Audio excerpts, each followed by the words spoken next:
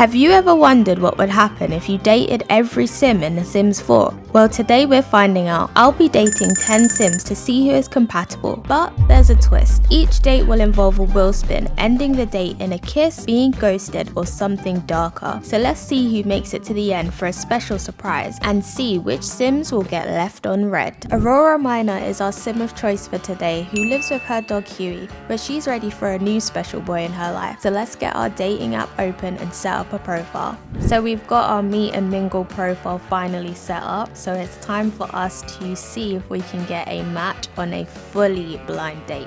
And date number 1 is with Father Winter. What's Father Winter doing on a dating app? Never mind, we're headed to Perfect Balance Spa to do some relaxation.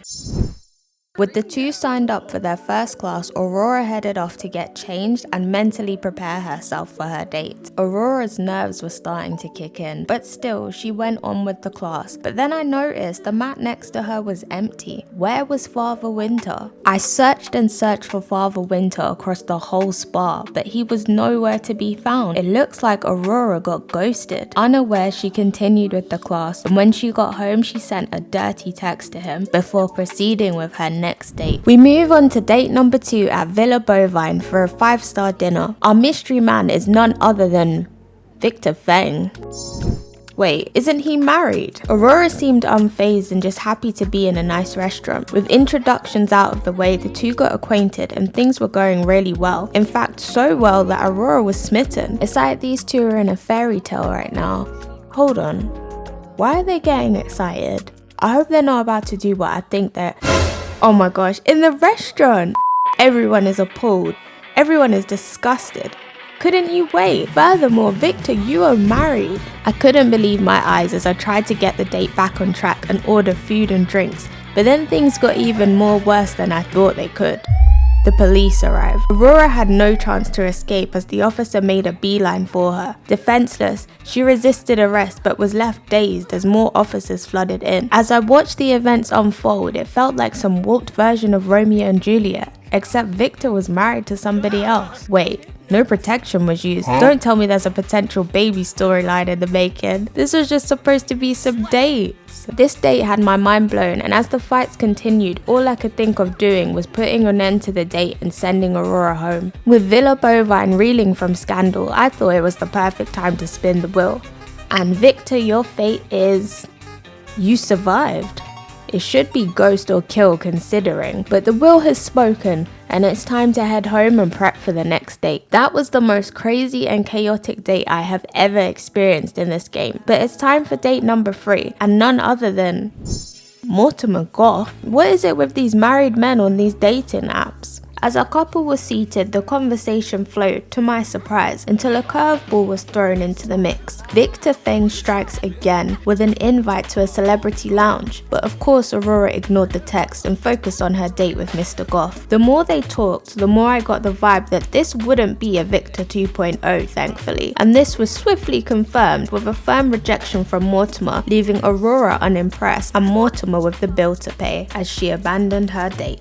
Back home in the comfort of Huey, Aurora washed away the failures of her recent dates, but she didn't give it too much thought as date number 4 was calling, and she headed off to the Blue Velvet nightclub to meet her next blind date.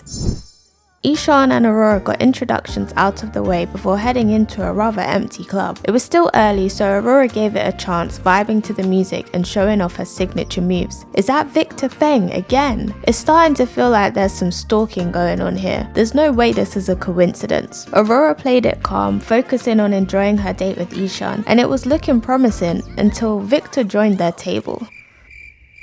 This is awkward. Too busy in a dance battle with another sim, Ishan failed to notice Victor had swooped in, stealing Aurora's attention with some flirty and witty lines. I think it's time we get this back on track though, and things were starting to go well again until Ishan disappeared. Aurora checked everywhere, even mistaking the bartender for him, but it was too late. She'd been ghosted again. Reflecting on her track record, Aurora was starting to wonder if she was the issue and spent some time at home mentally preparing herself for date number 5.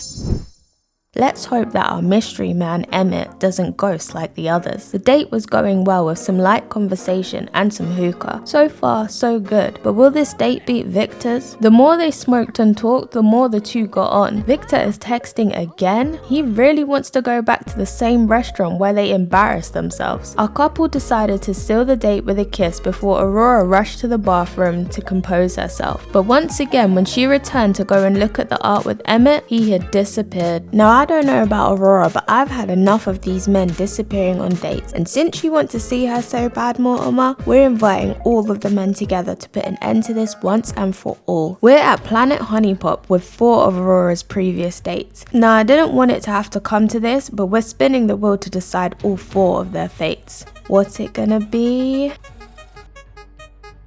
Ghost. So that means we're saying goodbye to all of them, even her favourite date, Victor Feng. Well, the will has spoken, so goodbye boys, and it's on to the next date. Aurora is feeling empowered, standing her ground and showing her dates the consequences of ghosting her. And this gave her the confidence to go and meet mystery man number 6 at Municipal Muses. Now let's hope that these two can get along and maybe Jackson can be the man of her dreams after all. I mean, there is a lot at stake here, so at least one of these dates need to pay off. Well, this is awkward. Why is he still outside? Eventually, her rude date joined and the small talk began, and I was happy to see lots of green hearts. As they viewed the art, they were building a connection. At least, that was until Jackson made a rude comment and said he needed a few minutes of air, and a few minutes turned into the whole day passing by, and Jackson never came back. Still, date number 7 is here, and I wouldn't be surprised if the same thing happens again. We are at my favourite spot, the Stargazer Lounge, and if this ends up in another ghosting, there will be consequences. Speaking of ghosting, look who's popped up again. It's gonna be a hard no, Ishan. You shouldn't have ditched us. It's time to get this date underway with some karaoke. Look at our girl being supportive. Don't you just love that? All in all, the karaoke was a success, and it looks like Aurora wanted to support her man. A suggestion to go swimming ended up in Aurora being distracted once again by a man which was not her date. Eventually her date did join, but not for long, as it looks like it was too cold for him to maintain his composure. With the cold not phasing her, Aurora continued to swim and chat. But when she got out, of course, date number 7 was gone. Now I told you that there would be consequences if another date was gonna ghost us, so we're spinning the wheel, and this time, we're gonna end up killing him. Revenge was on Aurora's mind, so she invited Jarvis over for lunch. He wasted no time and rushed over, surprisingly. Now everything seemed perfectly normal. Jarvis even wanted to smooth things over with Aurora, but it's too late for that. I told you, there would be consequences. And they came in the form of death by grilled cheese. With her revenge taken, Aurora continued on with her day, not caring when death came to collect. I think it's time for our next date now. I wonder if Grim is free. Well, that answers that question. On to date number 8 with Martin. I've started to lose hope with these dates, but with their introductions out of the way, let's see if this can be a positive date. I don't think Martin should be out on a date with her when he's sick, but I admire his commitment. I also don't think they should be on the floor kissing and cuddling in a bar, but I guess this means the date is going well. So on that note, let's spin the wheel. And Martin, your future is a mystery box. Yes, I've been waiting for this. I'm gonna go with my favorite number 9. And we are setting him on fire, and there she goes. I kind of feel bad because he didn't deserve this. No ghosting, no rude behavior, nothing. But when the will has spoken, there's no turning back. Date number 9 is with the one and only Jay Huntington III. And it's actually an official date because my game has broken. Aurora's nerves were high, so she began the date doing what she does best, drinking and dancing. By the time Jay joined her, she was in high spirits and ready to kick things off. I've always felt mixed vibes about Jay, but Aurora seems to be loving the small talk. Okay, I see you learning each other's woohoo interests. This date is headed to greatness. I can just feel it. I just don't want to repeat a Villa Bovine. That was embarrassing. Out of all the dates so far, this one has to be the sweetest and most promising because Jay is actually single. Guys, I think Aurora is in love. Back home from an amazing night, Aurora had nothing but Jay on her brain, and when Love Day came around, she was eager to spill the gossip with Dina Caliente while ignoring unnecessary texts from her former dates. We don't care. And speaking of dates, that brings us to our final date, a legend and the king of romance and no commitment, Don Lothario. Now Don knew how to get to Aurora and came bearing gifts, showing her a preview of romance and sharing a kiss before heading to the bistro. Now everything is riding on this date. If this goes well, then we'll have to choose between Jay or Don.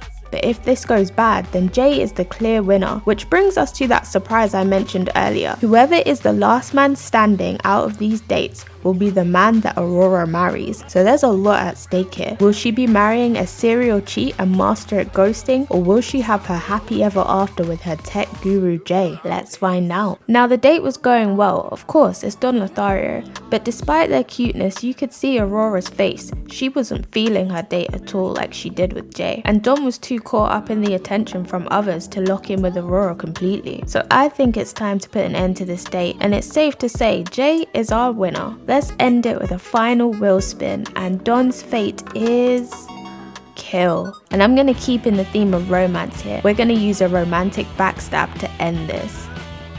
There's no way that just happened. Don really saw it coming, and now the whole of the bistro is in chaos. Oh my gosh, her reputation is atrocious. No, I'm determined to see this through before the police arrive. The will has spoken, Don. Accept your fate.